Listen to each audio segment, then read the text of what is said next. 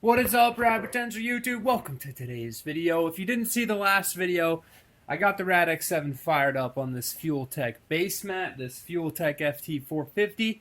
And if you're noticing right now off the rip, it's starting to look like a whole car.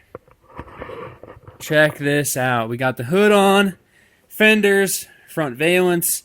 I can't say it's Calvin spec lined up perfect, but it's lined up really good. I need to have him come and just adjust the hood a slight bit, but honestly, he may look at it and just be super happy with the fitment. Reason being, lining up these body panels, I've got the hood fitting really well, but I think it still might need to shift just a tad.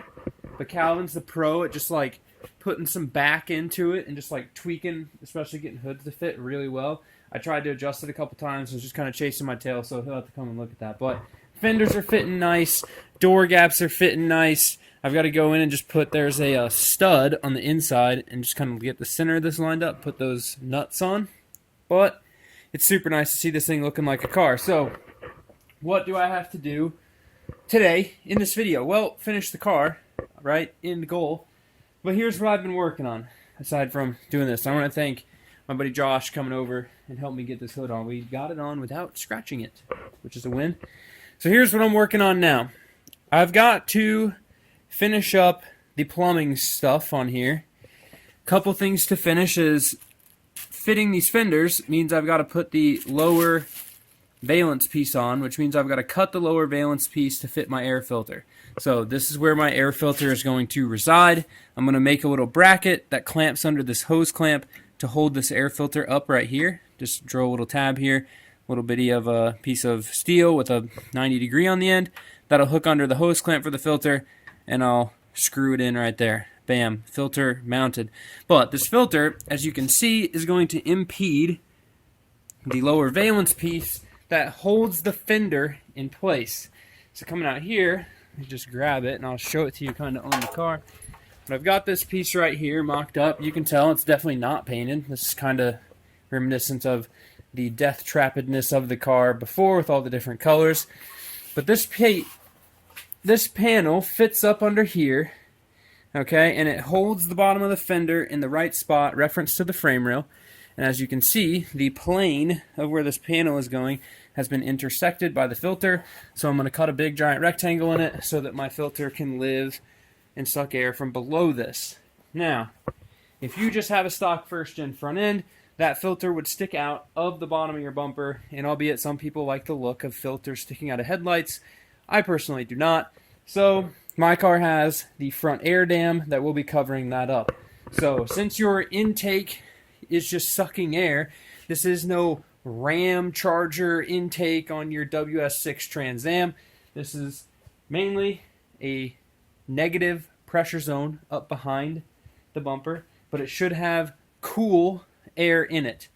And if I need to increase the airflow to this area, I will be putting a splitter under my air dam, and I can leave a small gap between the air dam and the splitter and allow some ventilation through that gap to get to the air filter. So cold intake air temps keep turbo engines alive on the track. So that's why we're plumbing this out that way. Radiator and intercooler bracket is all mounted.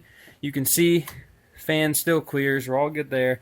Got the boots and such on it, and I am amped up. The other thing that you guys didn't see on video, and I just want to make mention of it quickly at the beginning of this, is I really want to thank my buddy Jacob, because he spent some time with me kind of teaching me the ways of back-end tuning these cars and everything. You kind of need to understand how the computer works. So I spent a couple hours over at his place, and he showed me, compared some Haltech stuff to the Fuel Tech stuff. And albeit, yes, the Fuel Tech is not as resolute as the Haltech in a few different areas. In a future video, I will outline kind of some of those things, and we'll get to see how good we can make this Fuel Tech work for both the street and the track. So, had to see it with the wheels on it, but I'm going to cut that piece up. We'll get that thing fitted. We got to stand and scuff the headlights, put the downpipe, or I guess the mid pipe on it, and then start buttoning up the interior. So let's just get cracking on doing some work, and I will keep you guys entertained, and y'all get to see the progress as we go on, because by the end of this video, it'll have the front air dam on it, the front bumper on it. I'm missing one headlight cover because Calvin has it to scan the paint codes, and hopefully we'll get the car looking like a real car. which would be awesome because it feels good to see it with fenders. And we have 11 days. Today is 11 days before the Tail of the Dragon, so we will be still got to do the livery and make this thing look fresh. Lots of work to do, so let's get going. Alright guys, probably the most important part of this whole entire build, aside from making this a functional, drivable, pretty looking vehicle, is the service lights. Check out how bright it is in here. So we've got lights in the top of the B-pillars. I've got 2 lights on super long leads in the back. And here's what this looks like. It is simply just a rock light. I still have to epoxy a magnet on the back of these, so we're going to get it finished up. But there'll be a magnet on the back of this. I'm going to take all this little wiring and just loop it up together. It's a super bright light, if you can't tell. And the 2 lights on leads are long enough to reach out, so if you got to do something like fuel pump wise, exhaust wise, something under the back of the car, you can address that. There's also 2 lights in the engine bay, which you can see up there.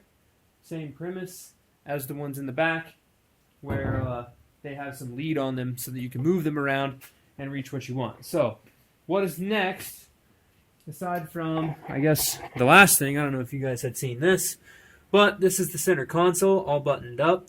So we have a super light, basically Bluetooth only radio, race clip fireproof shift boot here. I do have the factory rubber shift boot in there spun around so it fits with the RX8 trans, and I had to make a quick little plate just to fill that area in. That bolts into the stock location. That's only cut for the RX8 trans, so fairly simple. In addition to the radio, obviously you gotta have speakers, so we got some Kicker 6x9s. This is effectively the same setup that I had in the mouse, which is my original RX7, and I mean literally it's the speakers from the mouse. So, and the bins from the mouse, painted red. All the wirings and stuff's all basically done on the inside of the car, aside from pulling that up. What we're working on though, and I want to show you guys kind of where we were stock. Notice fender roller. So with a 15x8 wheel in the front and my camber plates, which I've got them maxed at what they'll get me now, but if I clean up this edge of the strut tower and take this nut off, so I'm only bolted in with 3, I can get a little bit more camber out of them. It would most likely clear just fine. It's very close with these big tires, and I'll show you what that fitment was, but I wanted to show you what the fender looks like here. So these RX7s kind of from the factory, the fender has a little bit of like an inbound swoop at the top, like right here it kind of comes in, or it just runs flat. It's not arched all the way out like this. So my goal is, they're already rolled, but I'm trying to like push the bottom of the fender out just to promote the tire going inside of it if it does catch. With the camber, it sits dang near flush, and with the McPherson strut, as the travel goes up, it's going to put more camber in it. So it should be fine. I just want to make sure while I'm here, we're going to roll the fenders. So my method for this, and I'm not a pro, but I've gotten pretty good at doing it without ruining paint. I like to use a hair dryer instead of a heat gun, because a heat gun's super hot and you can really heat the paint up.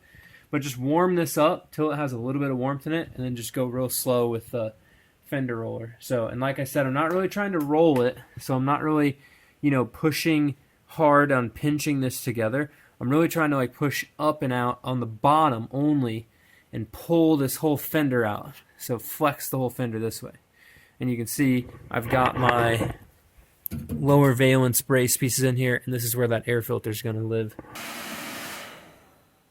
So just trying to get a little bit of heat in it, and then just gradually working the center of this fender out. And you can see these fenders are super flimsy, so this is a fairly easy, an easy push here.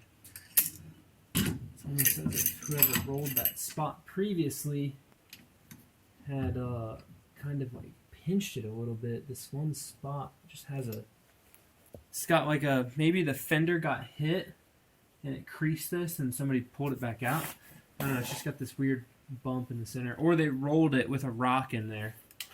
And the thing to note, guys, this is only temporary for this car, because I do want to do the Group C wide body on here. So the whole rolled fenders is like, it's important to not crack the paint for just this year, but eventually this is all going to get cut out.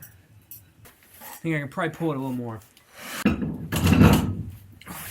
Look at that fitment. So, race car ride height.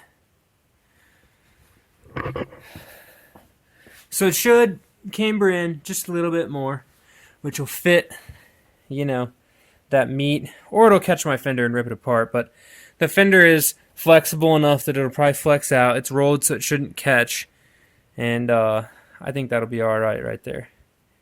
It's definitely not as bad as the rear. The rear is pretty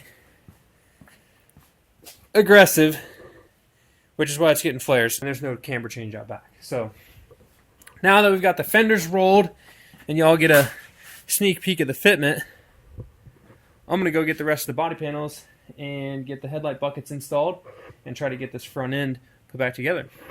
Make it look like a car. Get this thing sat on the ground and take a look at it so we can kind of dial in some ride height stuff. But man, tucking that big tire under there, I'm real happy with that. Oh, gotta love it. Guess whose big wheels and tires hit the fender? This guy. It's honestly probably got too much caster in it because I've had the whole front end apart. You know, like fit and everything and whatnot, but dang, this thing looks mean. Yeah, because this side clears just barely. So it's definitely just got too much caster on that side, which is why it's hitting the fender. And because we're like slammed in the front, basically. Dang.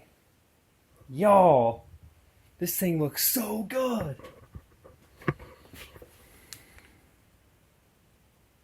Heck yeah, even all dusty and nasty. Whew. It looks so good. It's exactly how it needs to look. Full race car. It's wild to see this thing look like a whole complete car. And to look like a whole complete car with literally my favorite wheels ever on a first generation RX7. Not quite the color I imagined, but still an epic color nonetheless. And it's got the lip on it. We don't have the wing on it yet. Still got to do the flares in the back to fit the meaty tires. I think we might have a little bit of some fender trimming to do. Which, in all honesty, like, if you see where the air dam lines up here, this radius is much further forward than the radius of the fender. And I think if I just got rid of that little bit of the fender in there, then my tires would clear perfectly.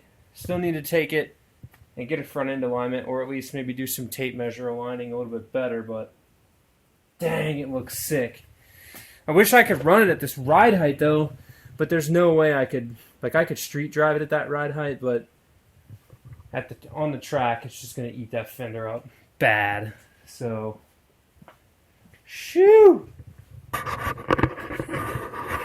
Dang. It's crazy.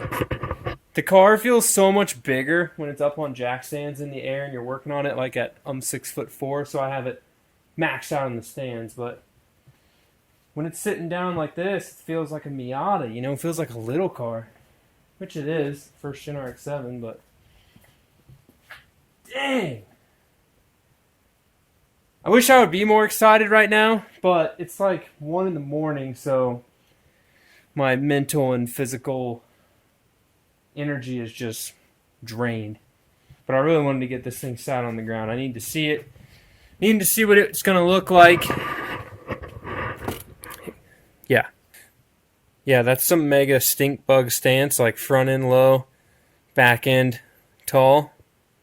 But dang, just that front view right there with the 3 degrees of camber, big meaty tire poking out, and the super lights.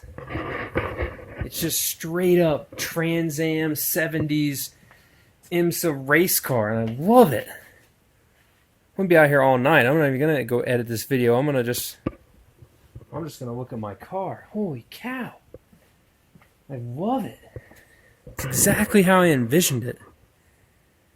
straight out of, you know, whatever classic magazine, 1981. You could buy this sick rotary kit and get your rotary engineering twin Webers and your Racing Beat strut brace and all your cool stuff on your red 1979 RX7. This thing is hot. Alright, well, I'm going to call it there on this video. Hopefully you guys enjoyed seeing this thing come together. It has made a huge transformation since the last video. Obviously still got some suspension work to do. Obviously still got some, put the headlights in it and stuff, the bumper. All the body panels are on and tight, and they're on. So we're good. Calvin might not like how the hood's fitted, but he can adjust it. I got to for sure raise the front. You're going to be sad, but I am going to cut the back for flares. So I got to fit this meaty tire under here, because with the amount of horsepower we're going to be churning out of this thing, we're definitely going to be chewing something up. And honestly, I wish I had just that little bit better fitment in the front. Like race car fitment, right? Is big wheel gaps, enough clearance so stuff doesn't rub when you're jumping curbs and flying off track and you don't tear stuff up.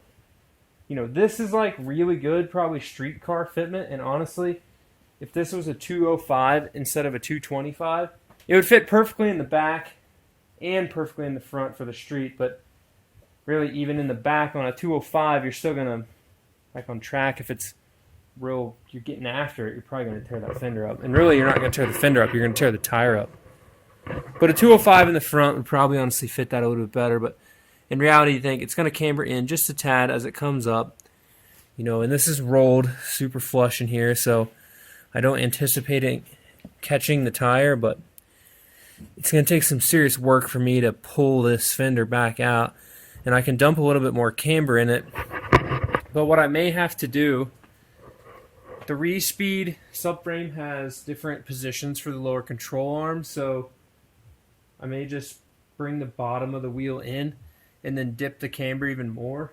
And what that would do is, shorten the track width in the front, which would fit it in the fender. So right now it's in the widest position for the widest position for the lower control arm, which is hurting me with a ton of camber, but honestly it's not that bad.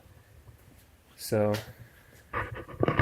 it's kind of race car camber. The back is 0 because it's a straight axle, and the front is where it is, but it's close to 3. Measured it with my little gauge, but we'll see. Dang, this thing looks good. Alright, take 2. Gonna end the video there. Thanks for watching. Hopefully you guys enjoyed it. Bunch more work left to do. Bunch of tidy up work. This is the last 10%. Takes the longest amount of time and doesn't look like you get anything done. So I at least left the headlight buckets out, so when you see it next, you'll see the headlight buckets in it. Ideally, in the next video, we'll be driving this thing. So stoked that it's on the ground. Stoked you guys are enjoying the videos. I'm going to go edit and get some sleep. And Deals Gap is exactly 8 days away. So with that, peace. Keep it rad. Get some sleep.